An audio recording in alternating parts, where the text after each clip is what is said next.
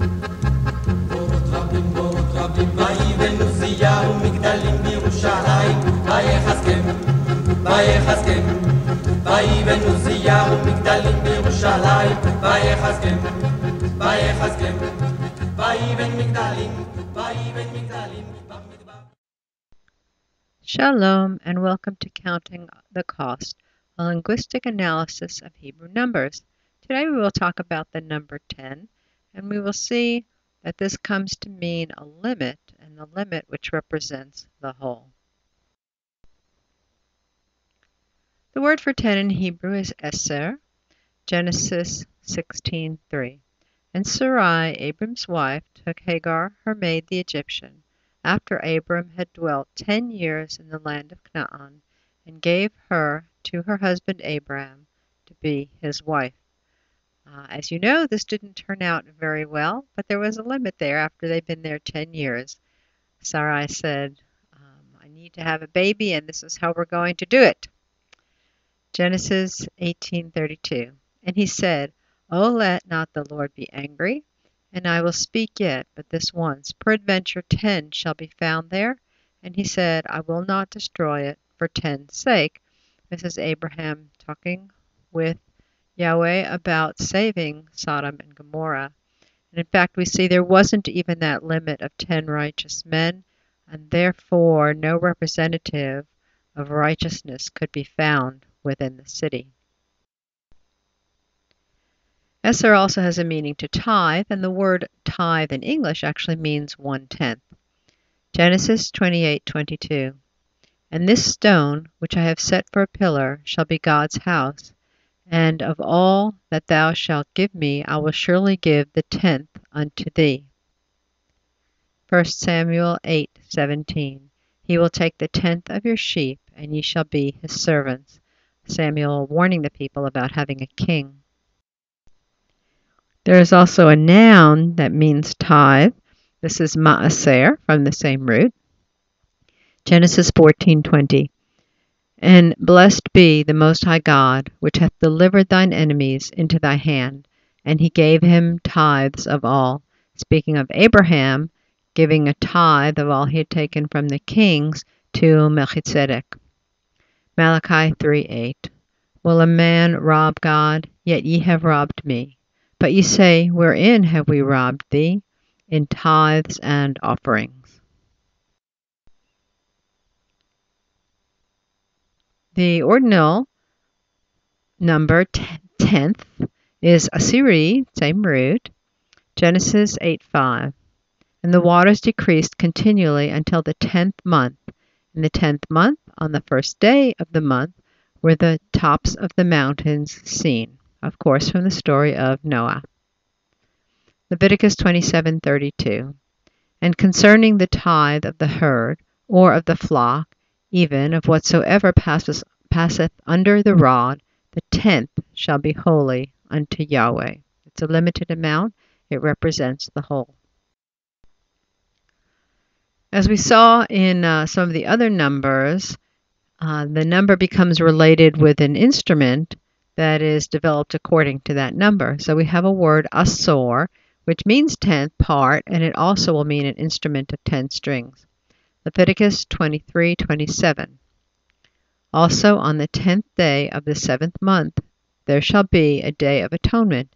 It shall be a holy convocation unto you, and ye shall afflict your souls, and offer an offering made by fire unto Yahweh, speaking of Yom HaKippurim, the Day of Atonement. The same word is used in Psalm 92, verse 4, upon an instrument of 10 strings, and upon the psaltery, upon the harp with solemn sound. So this instrument is just named for the way it's shaped. It has 10 strings. It's based on the word for 10, eser. The instrument is asor. We're going to look at the cognate roots of eser. Cognate roots are roots related to each other by linguistic rules of sound shift. We're going to look at ashar with a shin, atzar with a tzadi, and asar, aleph samech resh.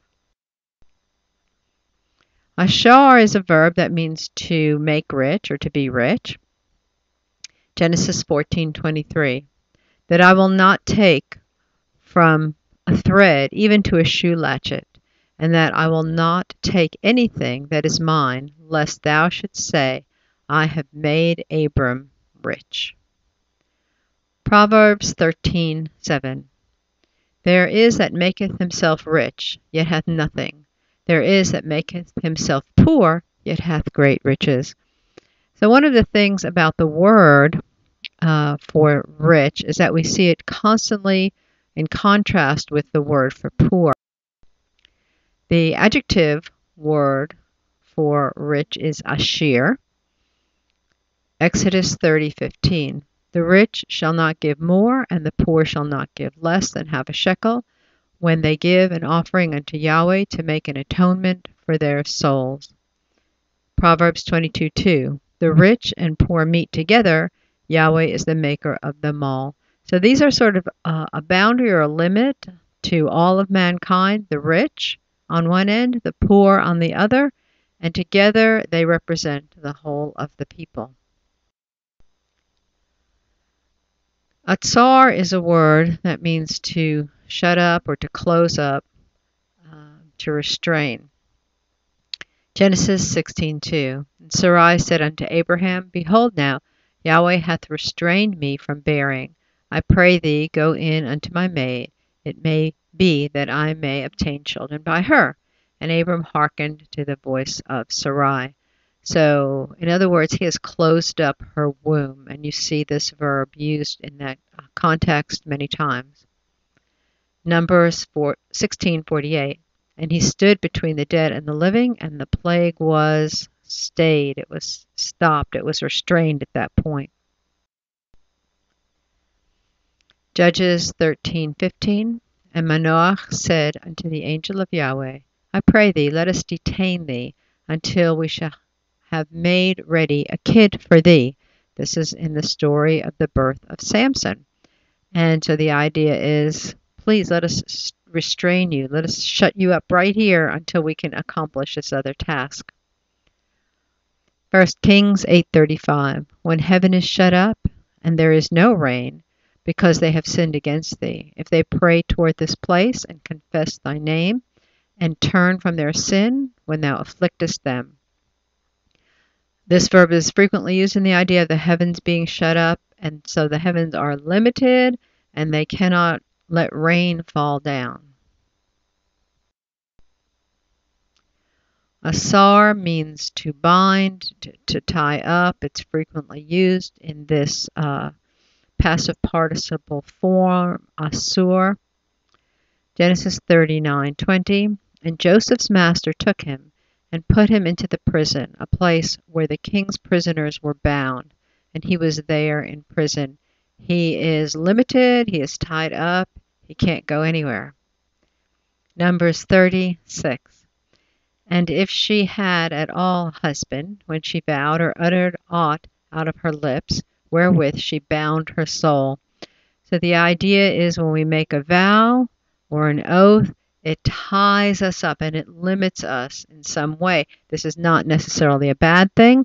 It is part of the laws of the Father.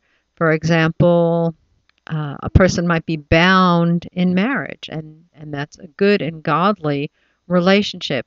It certainly limits some of what you do, but there is a different kind of fulfillment that can happen within this limitation. When Yeshua talks about binding and loosing, this is part of this verb, the binding, asur. And so asur in modern Hebrew comes to mean forbidden. And that's how it's used when he talks about when something is bound. That means the interpretation is that that thing is not permitted out of Torah. When it's let loose, then it is mutar. It is permitted out of Torah. So that's the real essence of what binding and loosing is. From these ideas, we can see the concept of what 10 is. 10 sets up a limit on either side of something when there are 10 of something, and then within the parameters of that limit, it represents the whole thing. You can easily see how the tithe is a portion of what you produce, and that it represents all your produce. So even though you only maybe by law need to give a tithe to support the temple according to temple law and to support the priests, it represents the fact that all your goods belong to the Father. So here are 3 lists of 10 generations. The first takes us from Adam to Noah. It takes us from the creation through the flood until after the flood. And we see all the things that happened in those generations. The second list takes us from Shem to Abraham, the limit of after the flood until Abraham receives his covenant with the Father, setting the stage for the rest of history. In the third group, we see from Peretz to David. Peretz came down into Egypt with his father Judah, and we see all the generations. It takes 10 generations to produce King David, who is promised to have a throne forever and ever and ever. Here are some more ideas that show us the limits and those being representative of the whole, the 10 commandments or the 10 sayings of Yahweh, which are not all the commandments that are in Torah, but they show us a picture of all the commandments that are in Torah. The 10 plagues, all the miserable things that can happen when people are disobedient to these 10 commandments. There is a limit of 10 generations of Moabites that are not allowed to come into the temple. There are 10 days between trumpets and atonements, showing us entering in to that final judgment and coming out on the other side of the final judgment. There are 10 days from Yeshua's ascension into the heavens until the Festival of Weeks. And he told them, stay right here in Jerusalem until the power comes. So there's a waiting time between the ascension and the giving of the Holy Spirit. I'm sure as you think about these ideas, you will realize there are many, many other lists of things that come in tens and that will broaden your understanding of what the idea of 10 is. In the meantime, tasim et ha'inayim al hashamayim, keep your eye on the sky, your redemption draweth nigh. Shalom.